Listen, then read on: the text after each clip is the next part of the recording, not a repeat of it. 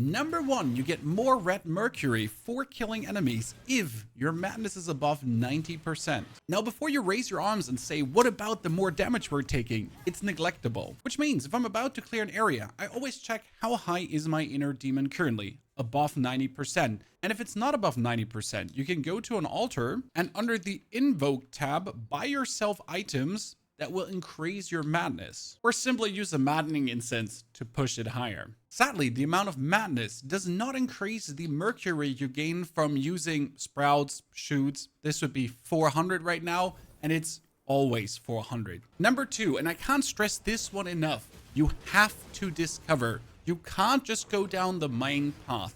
I've watched now so many creators and players in the internet. They don't deal enough damage. In order to deal more damage, you have to find yourself the faint red feathers, the brilliant red feathers, and also the radiant feathers throughout the world. And these are not on the main paths. Sure, some of them, but most of them are from the branching A, B, C, D areas where you can go out alone in the hidden worship rise zone around the Shoe Sanctum where that glaive-wielding elite is. There are around 6 to 8 red feathers and 1 brilliant red feather. And yes, we got a VOD with all the timestamps linked in the description below. With these feathers, you can increase the mastery of your weapon, in my case, Axe Mastery. And the more mastery you have, the more damage you deal. Right now, I'm sitting at plus 67, 96, 48. With those 3 mastery points more, we're already looking at 103, 147, and 74. That's significant. And on top of that, more strength for my weapon is always better, because my weapon scaled with strength, as you can see on the flower. Whereas the longswords go with agility and strength. And for this, there's another important thing to consider. Don't only look at your main board, because at this point, I've taken all the important points, all the big points, I've everything knocked out, and I kind of resort to taking here +1 endurance nodes just to get a little bit more out. But if you actually go into the other weapon trees, for example, down here, that's the spear tree. But in the spear tree, by spending just 1 single point, I get +5 strength. Or by going into the blade tree, I get 1 magic and another 5 magic. Whereas in the dual wield tree, I could technically get some agility, which is useless for me, but there's also 5 endurance.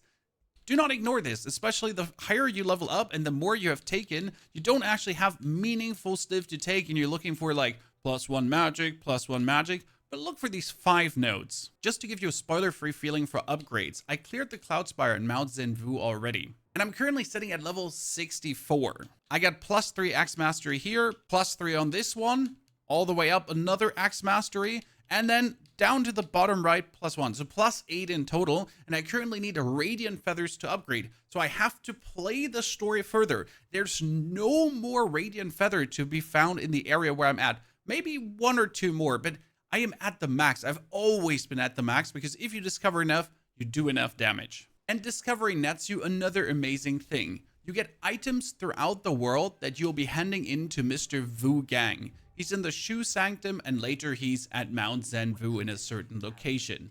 You hand him the wooden strip, for example, and he will get new items to sell you. And what he's selling is boss stuff. You kill dudes, hand in their things, and then you can buy their armor. And these armors are needed. I was in an area where despair was really bad.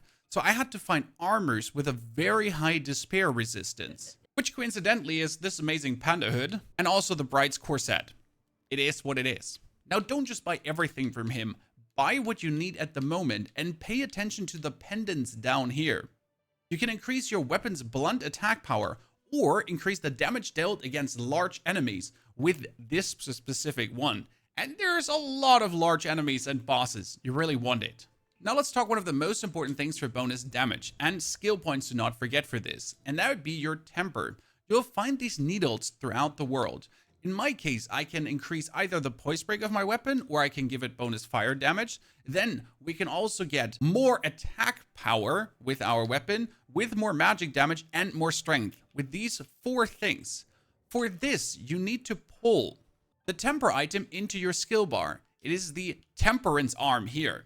It has 1 out of 1 charges and gets recharged whenever you go to your altar. So now I activate it and it's active and you can swing away with the bonus damage, with the boost. It's really nice. It doesn't last super long, but it's very impactful, and that's why we need more charges. For this, you go into the skill tree and then head to the left all the way. Here you get a temperance charge, and then you activate the acupoints that you can actually put more needles in. Further would be another temper charge, and then all the way down is even more acupoints. Where do you get the panda hood? That's from the Panda Seller. You first find him in the village after the Lingzhen temple before the Shu sanctum, and later after the Zhenwu altar. And in the beginning, he sells you nothing useful. To be honest, there's a spear and there's a spell, but the further you go into the story, the more things he has to offer. Right now he had that panda hood and also feather pearls if I wanted. And the currency are these little root dudes you farm throughout the world. Don't hesitate when you see one, lock him in, charge at them, and cleave him down. Bamboo shoot. I'm pretty sure the panda will have more good stuff down the line. And as we talk about molesting the world, whenever you see one of those birds, murder it.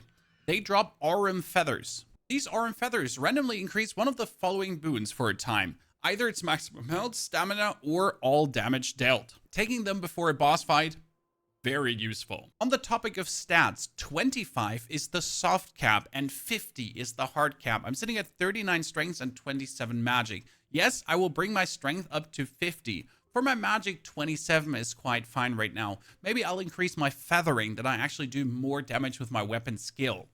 And now to two things you're absolutely not allowed to miss. That would be your Twin Infant Pendant and also the Dracolich Pendant. The Dracolich Pendant says slightly reduces damage taken and prevents beast roars from making you flinch.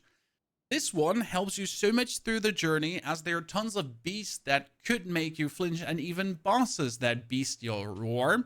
As the Twin Infant Pendant increases the stamina recovery speed, and we love stamina recovery. These you're getting still in the Worship Rice area at the Mercury Workshop Teleport. For the Dracolich Pendant, we're heading down, left around, and then you're peeking downwards to that little bugger, literally. Run past the dudes. I mean, you can fight them off. It's your first time. Get past Jeremiah, who tries to hug you badly. Stick to the left. Ignore Jeremiah and Francis, too. All the way up the ladder. Oh. Okay, all the way up the ladder. Don't stare, you pervert. Disappointed.